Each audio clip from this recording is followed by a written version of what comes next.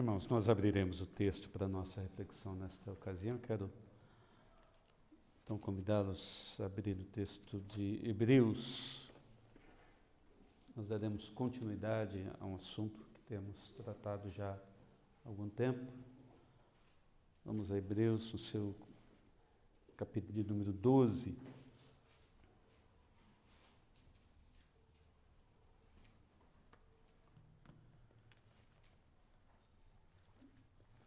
Chama a vossa atenção para os versos 4 até ao 6.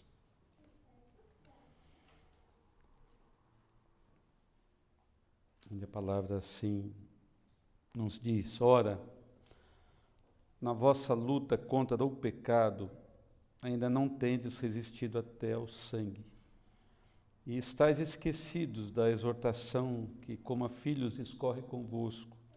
Filho meu, não menospreze a correção que vem do Senhor, nem desmaieis quando por ele és reprovado, porque o Senhor corrige a quem ama e açoita a todo filho a quem recebe.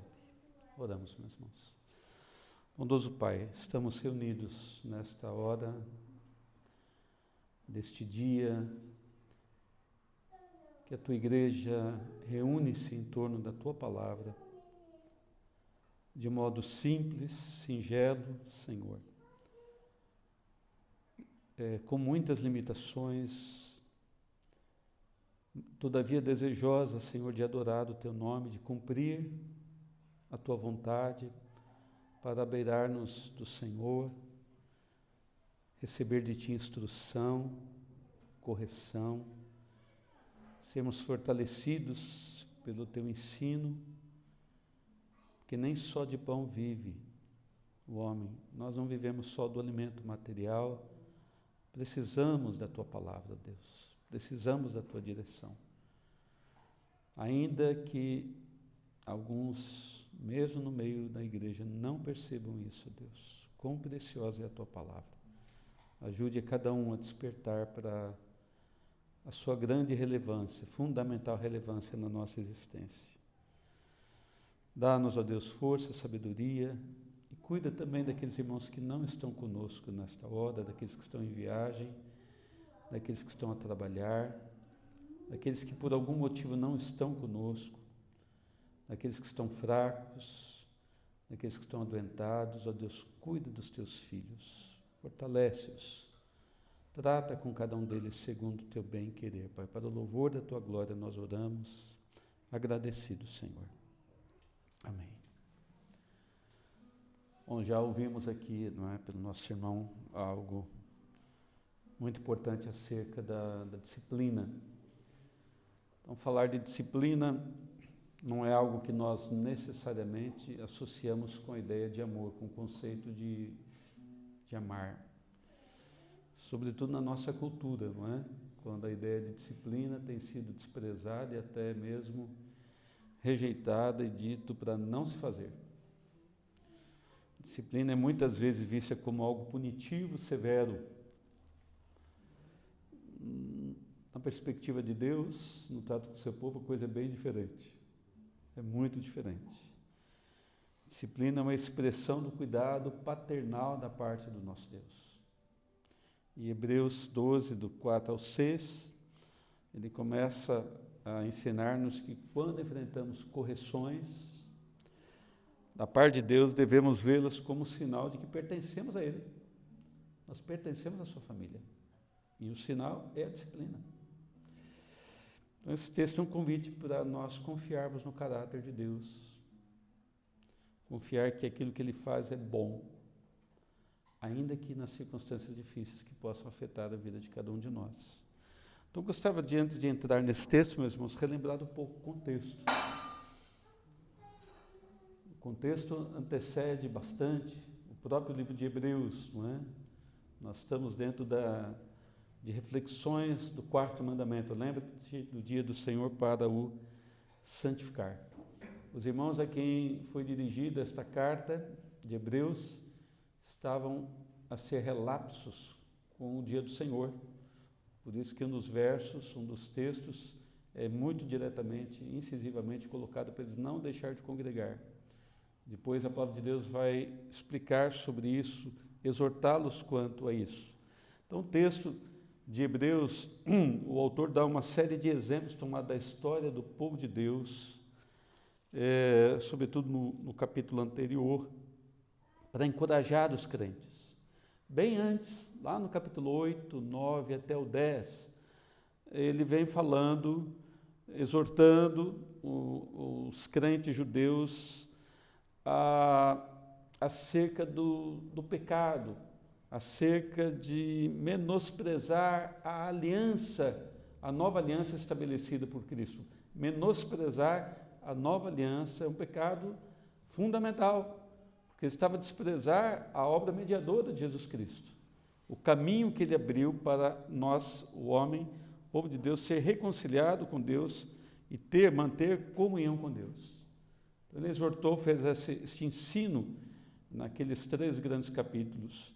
Capítulo de número 10, verso 25, ele exorta acerca do pecado, da negligência para com o dia do Senhor e para com o cuidado uns para com os outros, que fazem parte da família de Deus.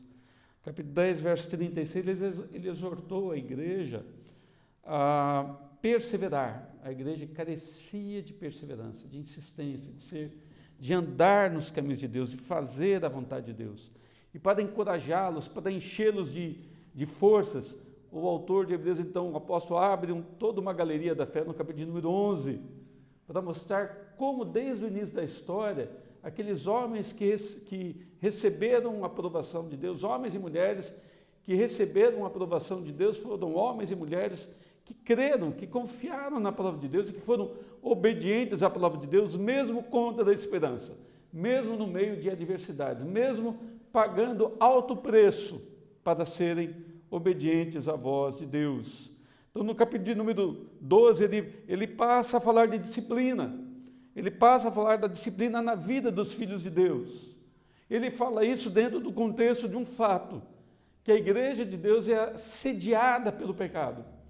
Ela é assediada pelo embaraço do peso, ou seja, de coisas lícitas, mas ele também fala do pecado. O pecado causa dificuldades para a igreja avançar na carreira cristã. Então ele exortou a igreja, os crentes judeus e a nós, por meio da palavra, a entender que nós precisamos batalhar essa batalha, correr essa carreira, conscientes de que nós temos que nos desvencilhar tanto do pecado, do peso que está sobre nós, mas sobretudo enfatizo aqui o pecado do qual nós temos que nos desembaraçar. Então, para falar disso, dessa disciplina a qual nós estamos envolvidos, primeiramente ele tomou de uma figura. Ele viveu naquela época dos atletas da Grécia, do mundo grego, romano. Ele tomou da figura do corredor para comparar a nossa caminhada cristã, nosso andar com Deus, nos aproximar de Deus e andar com Ele, com aquele que corre, com o corredor, não é? Então nós somos tal qual um corredor que corre uma carreira cristã, que precisa ser corrida com muita insistência. Precisamos vencer do cansaço e não desanimar, e levantar-nos quando estamos um pouco desanimados e continuar e prosseguir. No verso de número 4 a 6, ele muda a figura. Ele já não usa a figura do corredor, ele usa uma figura um pouco agressiva, uma figura de um esporte de contato, a figura de um lutador. E quem já experienciou esse tipo de esporte sabe que nesse tipo de esporte há machucados, há ferimentos, não é? Então ele usa dessa figura de alguém que está não numa pista de corrida, mas dentro de um ringue, dentro de uma arena de luta, não é? Quando assistimos os filmes de outrora, daquela época, que perfaz o Novo Testamento, a gente vê as arenas do mundo do Império Romano. Hoje, nós facilmente associamos as lutas com o ambiente do ringue, que é uma arena, não é? Um cercado, onde 2 homens ou 2 mulheres, 2 pessoas são colocadas para lutar um contra o outro. Então, o crente aqui é pintado como um boxeador. Olha só, somos desenhados aqui como lutadores. E no boxe, meus irmãos, às vezes sai sangue, não é? Assista aí os filmes e verás que às vezes as pessoas são agredidas de uma tal forma que um golpe não somente tira sangue, depende do tipo de luta, pode tirar-lhe a própria vida, pode matar o outro através de ferimentos graves. É por isso que alguns lutadores mais acanhados temem enfrentar o adversário, porque eles não querem ser feridos. Estão numa luta, mas estão sempre a correr do adversário, quando deveriam enfrentar o adversário, vencer o medo de serem feridos e até de serem mortos. Daí o autor usar, dentro desse contexto figurativo, essas palavras: ora, na vossa luta contra o pecado, não resististe até ao sangue, até o ponto de verter sangue. Interessante a palavra resistido aqui, é a ideia de colocar em oposição, alinhar as suas tropas, as suas forças, as suas energias, colocá-la de fato na linha de batalha e enfrentar a batalha contra o seu adversário. É você então, daí a ideia de resistir, a palavra sintetizada com esta palavra, resistir. Resistir ao oponente, ainda que chegue ao ponto de sangrar. Literalmente sangrar. Então ele serve como um paralelo para a luta do crente com o seu adversário. E o adversário é dado o nome dele no texto. Na vossa luta contra o pecado. Este é o adversário em pauta. Esse é o adversário que nós temos, cada um de nós temos no ringue, temos na nossa arena, temos diante de nós.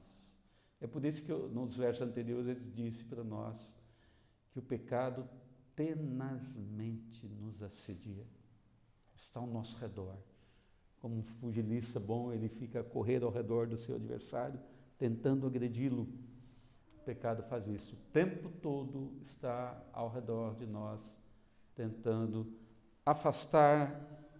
afastar-nos de Deus, tentando que nós violemos a lei de Deus, tentando que que os nossos pensamentos sobre Deus sejam errados, a nossa doutrina seja errada, a nossa vida, as nossas práticas sejam contra os próprios ensinos de Deus. Então, o pecado, meus irmãos, é um poder universal, atinge a toda a humanidade, porque todos pecaram. O pecado afeta todos e tudo. O único que não foi afetado pelo pecado é o nosso Redentor. Ele é o consumador da nossa fé, disse o próprio apóstolo nesse texto, e por isso que o autor nos encoraja, na nossa luta contra o pecado, olhemos para o autor e consumador da nossa fé, Jesus, que ele venceu o pecado. Então, os crentes judeus, meus irmãos, nós já sabemos disso, rememoramos, que eles estavam numa luta com diversos pecados. É verdade que a palavra pecado aqui, hamartia no grego, é o sentido mais genérico do texto. Quando ele falou do pecado, lá no capítulo 10, sobretudo o verso 26, porque se vivemos deliberadamente no pecado, o pecado aqui, no original, é a ideia de verbo. É viver no pecado, viver qual era o pecado, quais eram os pecados que os judeus cristãos estavam a viver, dentro do contexto do capítulo de número 10. Era o pecado de desprezar Cristo como mediador da aliança, era o pecado de voltar atrás, era uma tentação de voltar atrás para os ritos da religião judaica, o judaísmo, era o pecado de abandonar a igreja, era o pecado de desprezar os irmãos. Agora, no capítulo número 12, o pecado ele é ainda mais abrangente, qualquer tipo de pecado. É o pecado dentro de nós e tudo aquilo que é fruto do pecado. Então pode abranger qualquer área da nossa vida, qualquer tipo de ação ou de pensamento pecaminoso. Na nossa luta, então, contra o pecado de modo amplo, diz ele, não temos resistido até o sangue. Então, os judeus estavam a pecar de diversas formas contra a lei de Deus e estavam a sofrer também algumas situações difíceis. Então, nesse contexto, meus irmãos, eles estavam a sofrer, possivelmente estavam a sofrer perseguição. nós não podemos assegurar 100%. Nós sabemos que, no início da história da igreja, em vários momentos dela, desencadeou-se perseguições que gerou sofrimento para a igreja. E estes homens e mulheres experimentaram isso de fato. Nós sabemos disso por causa do capítulo 10. Mas, neste momento, nós não temos a plena certeza se eles estavam experimentando o sofrimento, pode ser, mas eles poderiam estar também no momento de relaxamento, de acomodação, não é? Parou-se por algum momento a perseguição e eles estavam desencorajados, desanimados, fracos, precisavam de perseverança. Então, devemos colocar no nosso imaginário essas duas possibilidades, não é?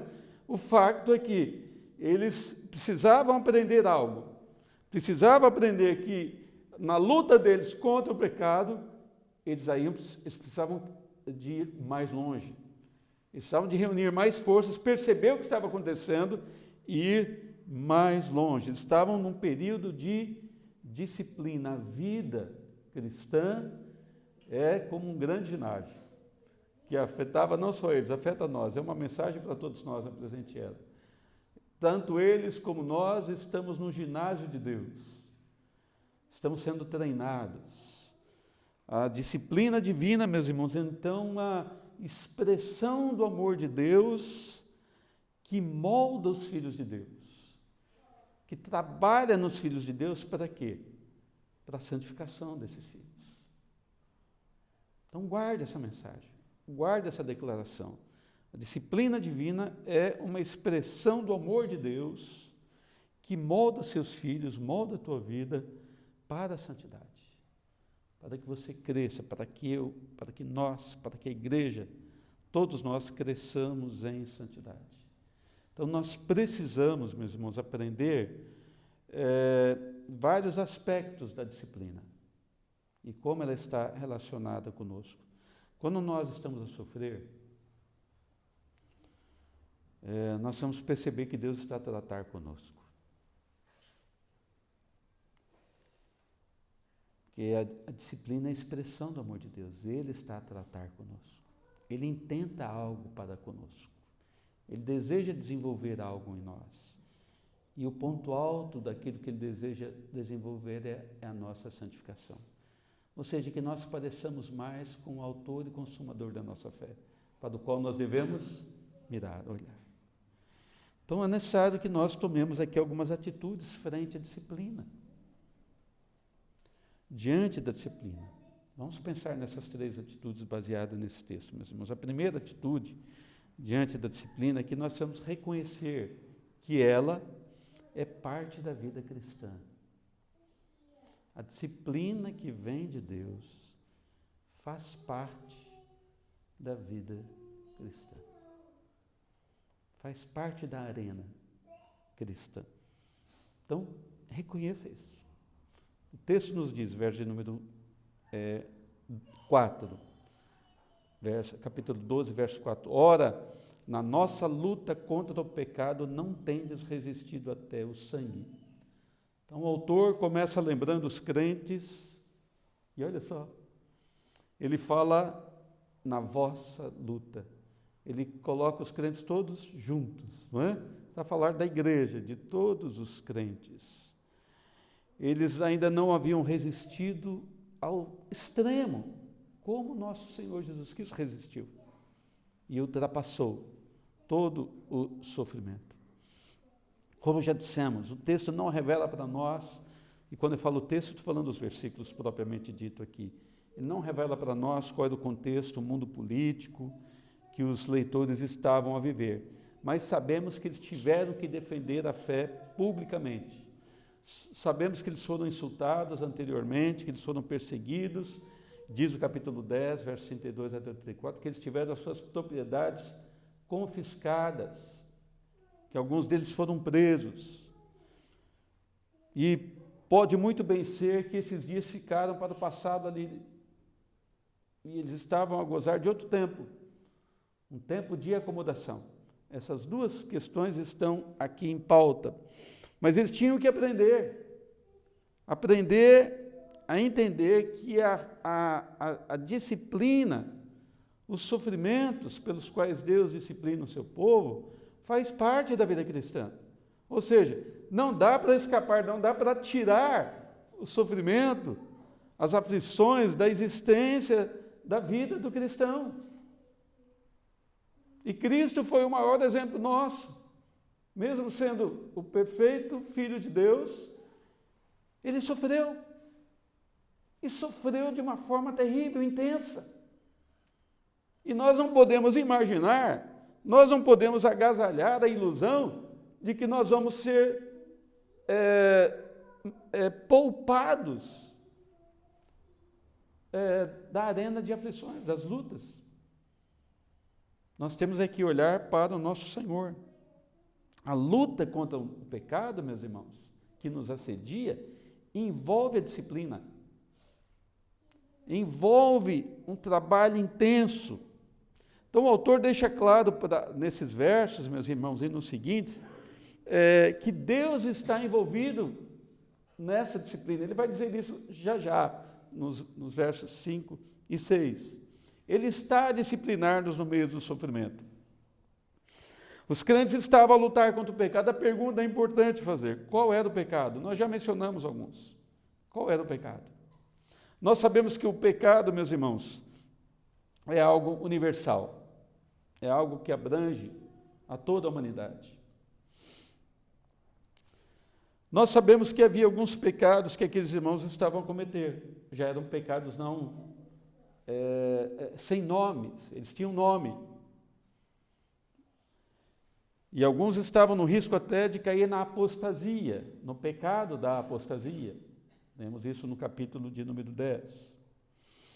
É facto também, meus irmãos, que esses crentes estão a sofrer por causa do pecado de outrem, porque eles foram perseguidos por causa de Cristo, por causa do Evangelho. E o pecado de outrem trouxe sofrimento sobre eles. Então, um tema rico pensar sobre a aflição, sobre o sofrimento. Porque às vezes sofremos por causa da atitude alheia. A Escritura fala que nós somos bem-aventurados se formos perseguidos por causa do nome de Cristo. Olha lá, sofremos por causa de defendermos a causa e o nome de Cristo. Mas é verdade também que o pecado e o sofrimento pode não vir de fora, mas ele não só pode, está dentro de nós, é o próprio pecado.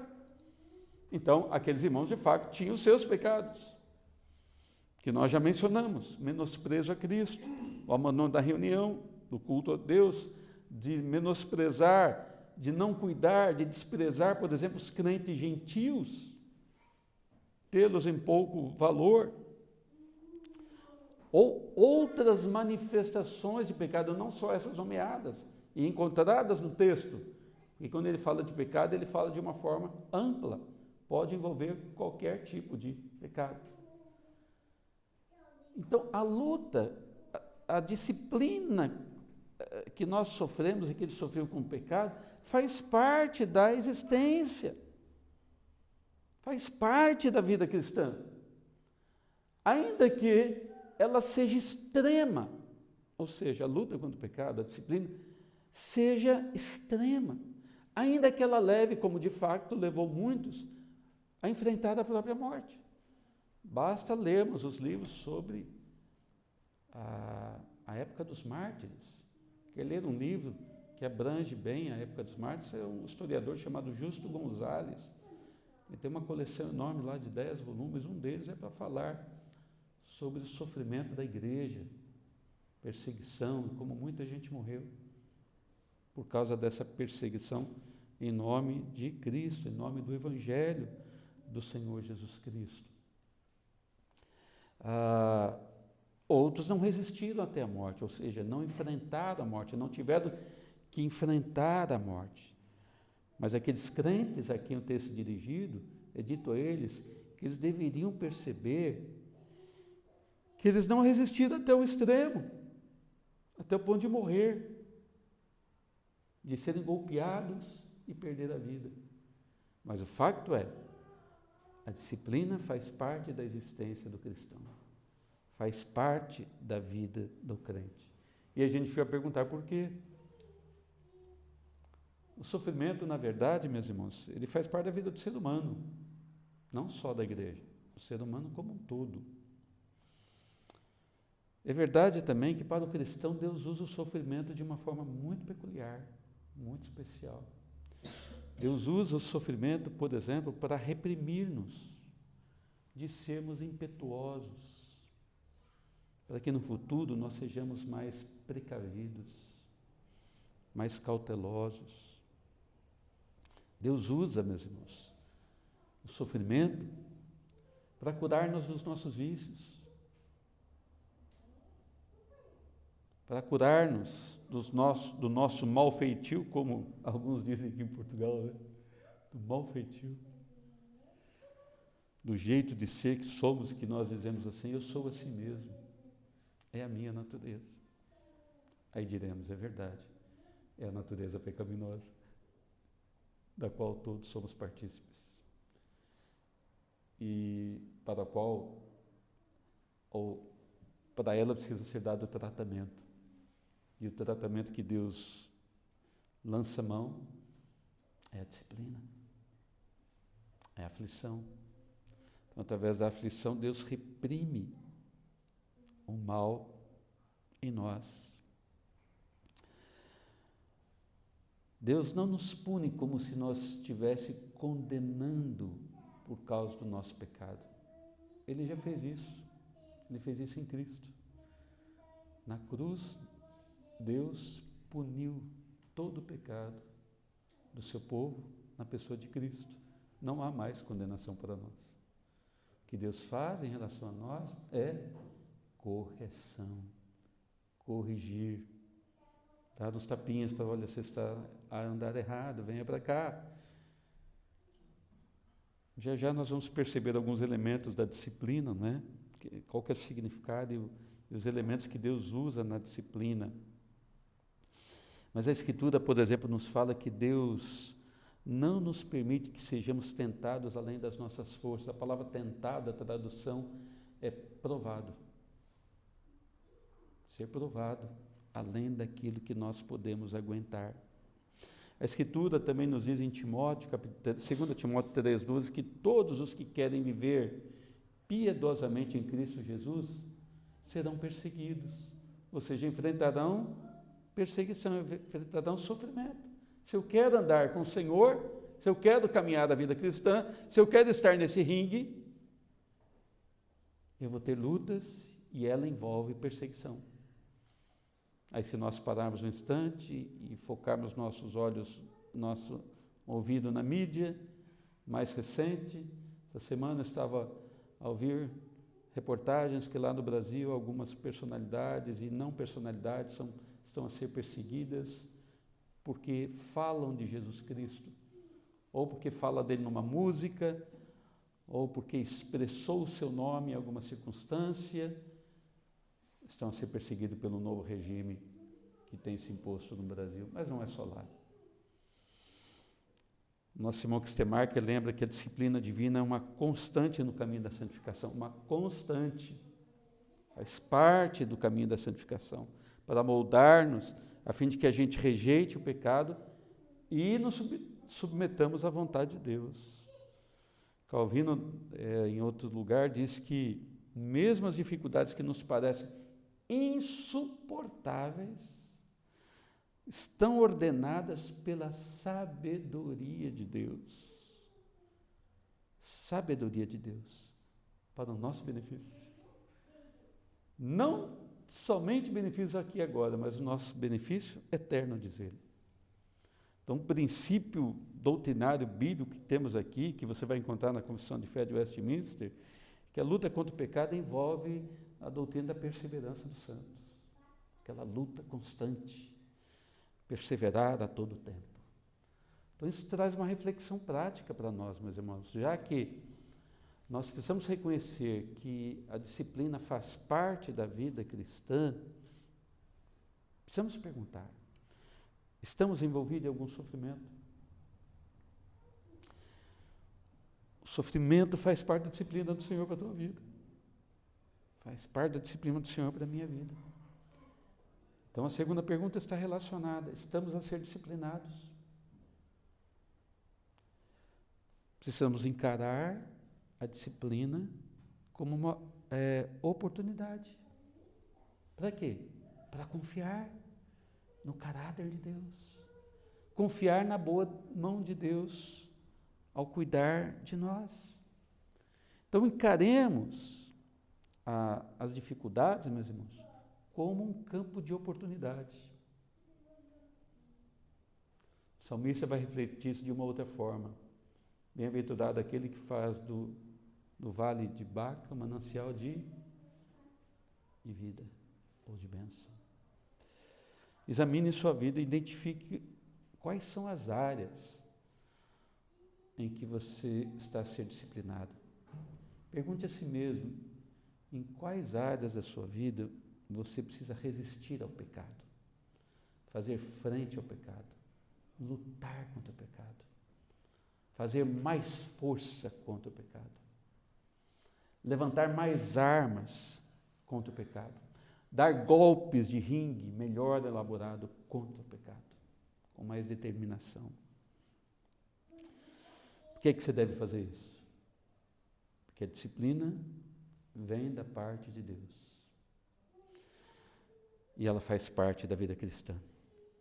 Esse é um primeiro assunto que nós precisamos levar em consideração, acerca da disciplina. Um segundo, que a gente vai perceber nos versos 5 e 6, na maior parte do verso 6, a atitude que devemos tomar diante da disciplina, meus irmãos, é lembrar que a disciplina evidencia que Deus nos ama. Ela apresenta para nós um facto. Eu sou alvo, nós somos alvos do amor paternal de Deus. Então o texto fala isso, versos 5 e o 6 diz assim: e estáis esquecidos da exortação que, como a filhos, discorre convosco. Filho meu, não menosprezes a correção que vem do Senhor, nem desmaieis quando por ele és reprovado, porque o Senhor corrige a quem ama. Deixe-me falar sobre a palavra correção aqui. Ela aparece 2 vezes no texto, não é? O verbo corrigir, não menospreza a correção, substantivo. Depois, verso 6, porque o Senhor corrige, aí o verbo, a quem ele ama. A ideia aqui, a palavra corrigir, é a palavra paideia no grego, que significa educar, treinar.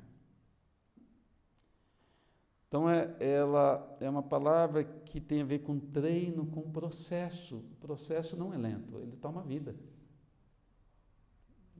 Nós estamos num ginásio de Deus, no qual nós passaremos a vida sendo treinados. Que imagem bonita que o escritor usa. Todos podiam entender isso naquela geração, ao ver os Jogos Olímpicos, ao ver os Jogos dentro do Império Romano. Então, é um treino para nos educar. O objetivo é que sejamos santos, crescermos na santificação, sermos mais semelhantes a Cristo. Então, para alcançar esse propósito que vai transformar a nossa mente, o nosso pensamento para que ele seja certo e apropriado, e para que a nossa vida também seja certa e apropriada, o nosso procedimento, nosso agir, então Deus emprega para este propósito alguns recursos. Às vezes ele nos dá ordens, faça isso. Outras ocasiões Deus nos faz admoestações, palavras, os dois têm a ver com palavras, não é? Nos dá palavras. Outras vezes Deus vai nos repreender de forma mais grave. E outras vezes Deus vai nos açoitar. A ideia de bater, não é? De ferir-nos. Por isso a ideia de toque, não é? Nós vamos sentir isso no nosso corpo, no nosso ser. Então é isso que envolve a disciplina do Senhor, ou seja, isso que envolve o treino do Senhor. Os crentes estão no ginásio e Deus mesmo, meus irmãos, está paternalmente a treiná-los. Esses dias assisti um filme Imparável. A tradução do inglês é Imparável. Eu não sei que canal, depois a gente vê e indica para os irmãos. É interessante, ele é baseado na vida real. É um lutador, um jovem lutador de luta greco-romana. E um detalhe, que não é tão detalhe assim, ele não tinha uma das pernas. E ele queria ir longe na luta, porque aquilo dava significado para a vida dele. Então ele treinava muito, muito. Ele queria ir longe, ser um campeão mundial. Então ele procurou, para chegar lá, ele procurou as universidades, para que elas o aceitassem, dando-lhe bolsa de estudo e ele levasse o nome da faculdade nas competições. E uma lhe ofereceu bolsa completa e ele não se agradou, porque ele queria carregar um bom nome, né? E a que ele conseguiu lhe cobrava e ele, por ser rejeitado por aquela que ele queria, ele acabou por pagar para a segunda hipótese. E ele se deparou com um treinador muito eficiente. Então o treinador acabou aceitando como para ser treinado por ele. Só que o treinador não dava vida fácil. O treinador era exigente e não dava um tratamento diferente para ele do que dava para os outros que eram treinados. Então ele já carregava consigo a limitação de não ter uma perna, mas ele tinha que fazer exatamente o que os outros faziam, senão a porta está ali, pode ir embora. E aquele jovem então foi alvo do cuidado daquele treinador que o queria fazer vencedor. E o treinador não o poupava, mas por uma boa intenção, por um bom objetivo, que não era dito, mas era percebido. Eu quero que você vença. Eu quero que você seja campeão. Eu percebo que você pode ser um campeão, mas você tem que se esforçar. E então o treino machucava o que era treinado. E ele então tinha que subir na montanha íngreme com as suas muletas, e ele caía, se machucava, sangrava, mas ele ia mesmo com muito esforço, mesmo sendo o último. E ele foi, se esforçou e ele lutou o primeiro campeonato, cheio de vontade, mas cheio de atitudes relapsas, e perdeu. Então passaram-se anos, ele continuou a treinar, perdeu a oportunidade, voltou a ter a oportunidade, com o mesmo treinador, cheio de vontade, de boa vontade para com ele, intencionado a fazer o vencedor. E com muito treino, o alvo é alcançado, ele vence a batalha numa revanche com o adversário, num tatame de luta grego-romana. Então o nome dele se tornou Cérebro. Mas foi com uma boa intenção que o treinador judiou dele. Deus é nosso Pai, meus irmãos. E o autor está lembrando para nós, olha, filho, meus irmãos, estáis esquecidos da exortação que, como a filhos, discorre convosco. Vocês se esqueceram. Os judeus, no primeiro século, na igreja, todo dia do Senhor, liam as Escrituras do Antigo Testamento, os Salmos, os profetas, liam Provérbios, sobretudo Provérbios 3, 11 e 12, que foi o texto que nós ouvimos e lemos hoje, que é o mesmo citado aqui nesse texto de Hebreus. É um texto de Salomão. Deus fala por Salomão ao seu povo. E Deus fala por Salomão ao seu povo de uma forma muito terna. Põe atenção nisso. De uma forma doce. Que ele diz assim, observe as declarações de Deus aí no texto. Filho meu, não rejeites a disciplina do Senhor. Filho meu, Deus nos trata como filhos. Amados, queridos filhos. Então, filho, não rejeite. É um pai, é o Pai eterno, Deus vivo e verdadeiro, dirigindo seus filhos e dizendo a eles, você é meu filho, então não rejeite o que eu faço contigo. Não rejeites a disciplina da parte do Senhor, de Yahvé. Nem te enfades, não fique enfadado, não fique cansado, não fique irado, desanimado, quando dele vem repreensão. Por quê? Diz ele no verso 12. Porque o Senhor repreende a quem ama. Assim como o pai, o filho é quem quer bem. Ele faz isso por amor. Ele te corrige, te permite passar por lutas, te dá lutas, aflições, porque você é dele filho. Você pode dirigir-se a Deus dizendo: meu Pai, meu Pai. Aquele jovem do filme que eu citei não tinha pai, tinha um padrasto que o desprezava. Aqui na realidade bíblica, o que o texto nos apresenta é que nós nos dirigimos a este ser que nos corrige para o nosso bem e somos reconhecidos por Ele como filhos dele. E podemos falar a Ele como nosso Pai. É um privilégio, meus irmãos. Deus disciplina o seu povo, por isso usar a palavra filho, para reforçar a ideia de que é um privilégio reservado à sua família. Deus disciplina os seus. Ele corrige, então lembre-se da palavra disciplinar aqui, corrigir, disciplina. Corrigir é disciplina. Deus corrige, Ele disciplina a sua família, quem Ele ama. Ele não faz isso com os de fora de casa. Não é que os de fora de casa não sofram. A questão é, o que é o sofrimento para um e o que é o sofrimento para o outro. Enquanto o ímpio colhe os frutos dos seus pecados, são condenados por causa do seu pecado, o pecado do povo de Deus foi pago na cruz por Cristo. Nós pecamos ainda, continuamos a pecar, mas por amor de Deus a nós, Deus nos corrige como seus filhos.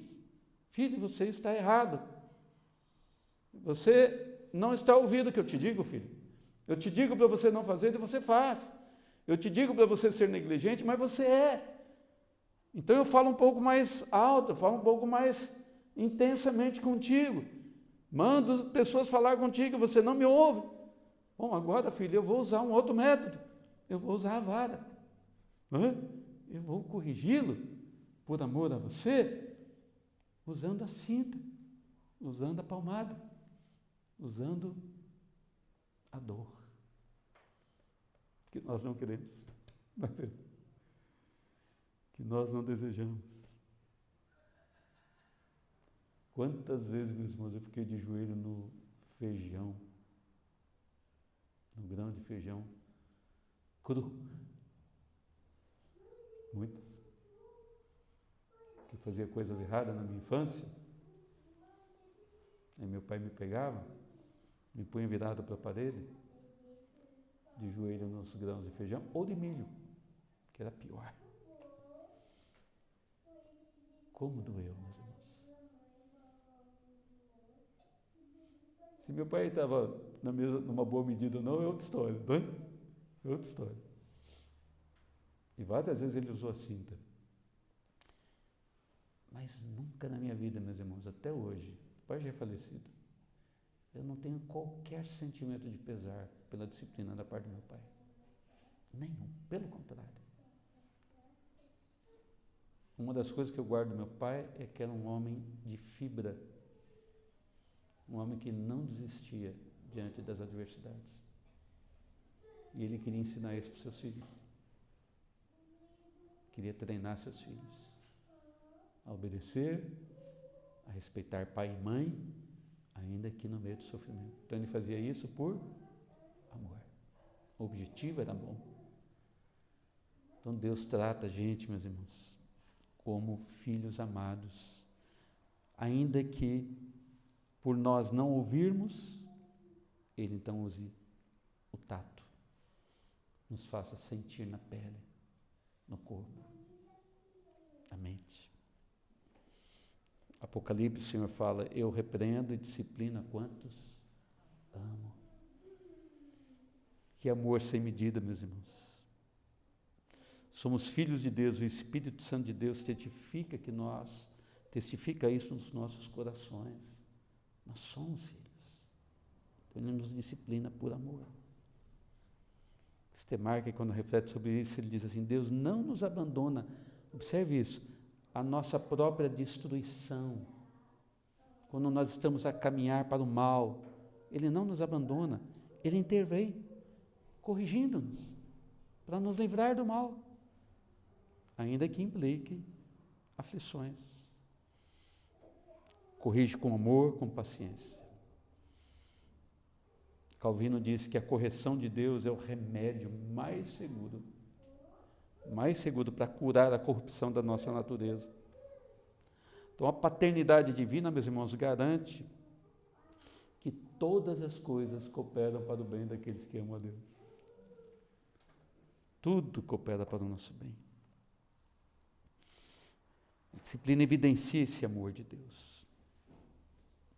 A disciplina é um sinal de que nós somos recebidos como filhos, e fomos recebidos como filhos por causa de Cristo. Agora nós somos filhos. Então Deus nos permite provações, privações, para que a nossa fé seja fortalecida, adversidades, para nos levar mais perto de Deus, ou para nos trazer de volta a comunhão com Deus. A mão de Deus nos alcança, meus irmãos. Quando estamos distantes dEle, distantes do seu povo, distantes da igreja, se somos filhos, a mão de Deus há de nos alcançar. A mão de Deus vai atrás daqueles irmãos faltosos, com disciplina. E Deus o faz por amor. Cedo ou tarde a disciplina vem, meus irmãos.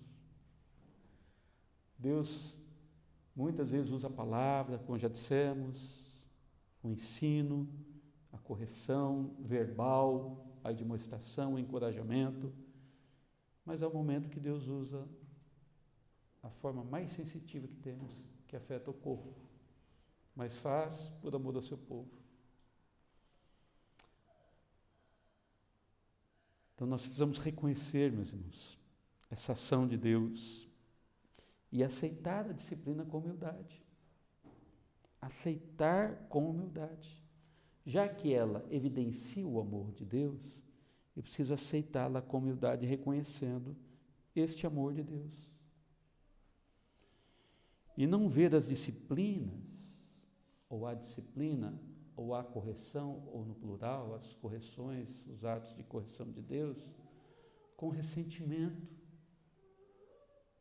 com palavras de ódio, com palavras de rancor,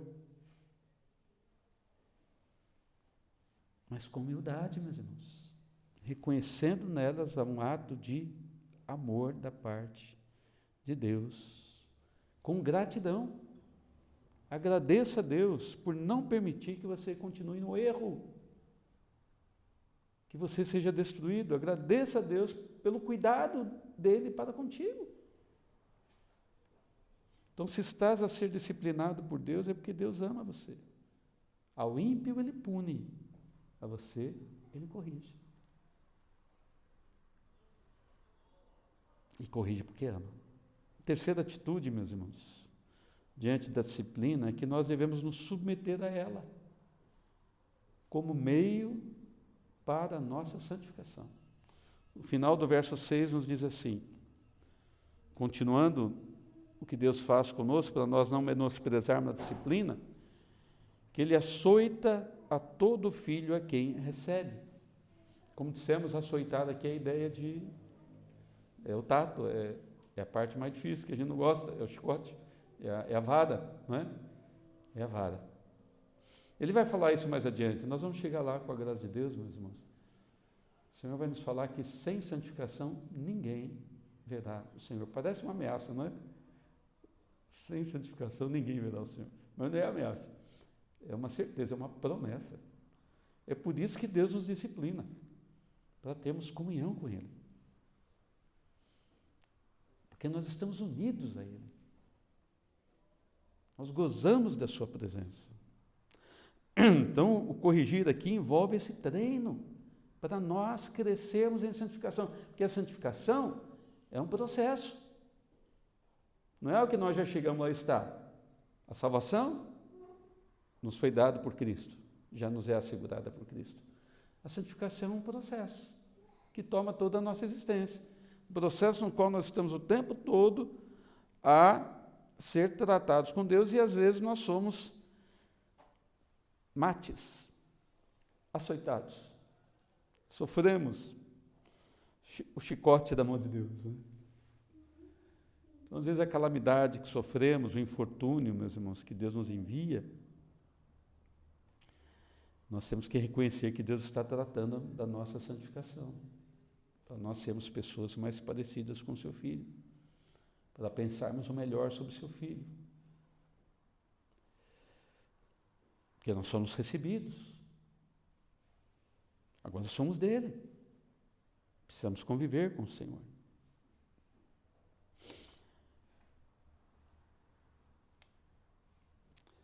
Então Deus toma medidas, meus irmãos, é verdade, quanto aos incrédulos, já mencionamos isso.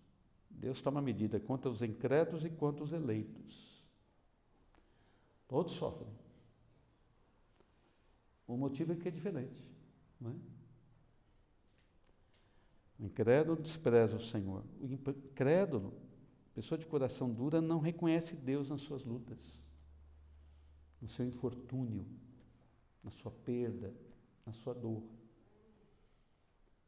Crente, uma pessoa que conhece a Deus como Pai, a Escritura lhe ensina, então ele deve reconhecer o cuidado de Deus com ele. A dor não é vã. Deus está por detrás dela. Deus está a agir. Deus está a trabalhar em mim. O que eu preciso ser santificado? Onde é que eu estou a caminhar mal? O que Deus está a trabalhar em mim? Olha a diferença. Não é punição condenatória para mim. É correção para que eu ande nos caminhos do Senhor. O incrédulo, meus irmãos, eles ignoram que são governados por Deus, que a mão de Deus age, não se apercebem que a mão de Deus os alcança, os visita por causa das suas iniquidades. O justo, o crente, deve reconhecer a mão de Deus. Meu Pai está trabalhando comigo, está trabalhando em mim, para o meu bem.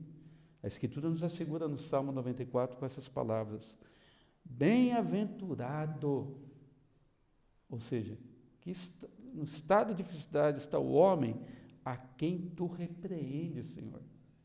Quão feliz é este que é alvo da repreensão de Deus. O apóstolo Paulo diz assim, Deus disse ao apóstolo Paulo: a minha graça te basta, porque o poder se aperfeiçoa na fraqueza. A graça de Deus, meus irmãos, é melhor do que a vida, disse Davi, não é? Quando fora perseguido por seu filho, lá num dos salmos, se não me trai a memória, o Salmo 63. Santificação, meus irmãos, nunca é fácil. O processo de santificação nunca é fácil, mas ele é fundamental para nós. E Deus está mais interessado que nós nos conformemos ao nosso Senhor Jesus Cristo do que no nosso conforto temporário. Pense nisso. Está mais interessado que eu e você nos assemelhemos a Jesus do que nosso conforto temporário. Então, aqueles que resistem à disciplina de Deus rejeitam a maior evidência do favor paternal da parte que vem de Deus. Então, não rejeitemos a disciplina. Catecismo Maior vai nos lembrar, meus irmãos, que a disciplina faz parte da nossa santificação, desse processo, para nos amoldar, para sermos moldados à imagem e semelhança do nosso Senhor. Então, submetamos à correção do Senhor, quando por Ele somos disciplinados. Submetamos com confiança. Submetamos, meus irmãos, com obediência. Perguntemos a Deus o que Deus está ensinando por meio dessa situação. Pergunte, Senhor, o que queres me ensinar? Em que eu preciso ser santificado? Então, o texto, meus irmãos, está trazendo essa abordagem para encorajar aqueles irmãos a olharem o seu sofrimento com bons olhos, a olharem por detrás de todas aquelas lutas que eles estavam a enfrentar com bons olhos, porque eles eram filhos amados do Senhor, filhos queridos do Senhor. Deus não os esqueceu. Deus jamais esquece dos seus filhos. Então compreendamos todos nós, meus, reconheçamos que a disciplina é um sinal de amor, é um sinal de paternidade, a fim de que nós, com humildade, nos submetamos a ela, para que Deus molde o nosso caráter, para que sejamos pessoas melhores, para que sejamos crentes, filhos melhores, daquele que nos chama. A disciplina é um lembrete de Deus, meus irmãos, que está comprometido com a nossa santificação. É um lembrete. Estou a santificar-vos, porque sem santificação ninguém verá o Senhor. No próximo texto, meus irmãos, que vai do verso 7 até o 11, a gente vai continuar a pensar sobre a disciplina divina. Vamos perceber como ela é um meio de crescimento espiritual e como ela frutifica na nossa vida, não é? Como ela vai trazer fruto. A gente vai ver que, embora possa ser dolorosa em alguns momentos, não é? Ela vai trazer fruto pacífico, fruto de justiça para aqueles que aceitam. Vamos orar, meus irmãos? Vamos bendizer a Deus pelo seu cuidado sobre nós. Eu vou pedir que algum irmão voluntariamente ore a Deus, louvando ao Senhor Deus pelo trato dele conosco, porque Ele está a trabalhar conosco através do processo de disciplina. Vamos orar. Algum irmão, por gentileza, nos conduz a Deus nessa palavra de oração.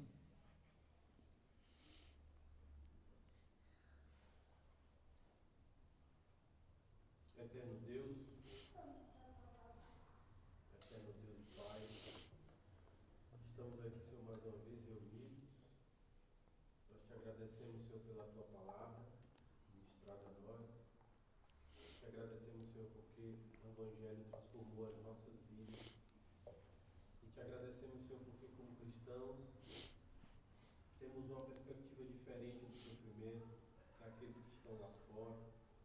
Te agradecemos porque o Evangelho nos alcançou e deu a nós um significado diferente para o sofrimento, para as dificuldades que vêm, que é, muitas vezes, a disciplina vinda de Ti.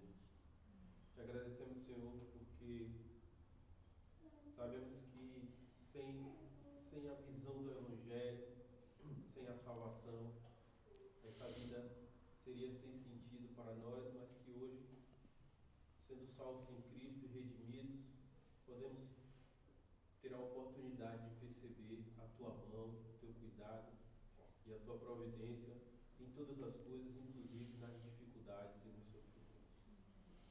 Ajuda-nos, Senhor, a cada dia a receber esta disciplina com corações abertos. Ajuda-nos, Senhor, a entender para qual direção esta disciplina está nos conduzindo e que cresçamos nessa direção no sentido de dar frutos, de mudança, de aperfeiçoamento em busca da santificação.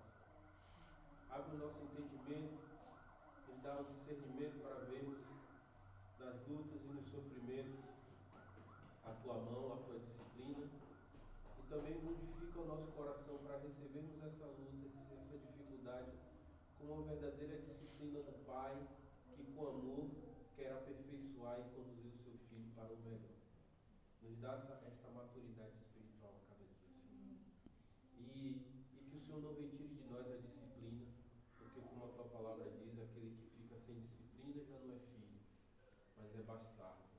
Mas queremos sim ser filhos, cada dia mais, filhos obedientes, que reconhecem a tua disciplina, que reconhecem que os sofrimentos são colocados em nossas vidas por ti, que és soberano em tudo, com o objetivo de nos fazer crescer, amadurecer e nos aproximarmos da imagem, da semelhança do teu Filho amado Jesus.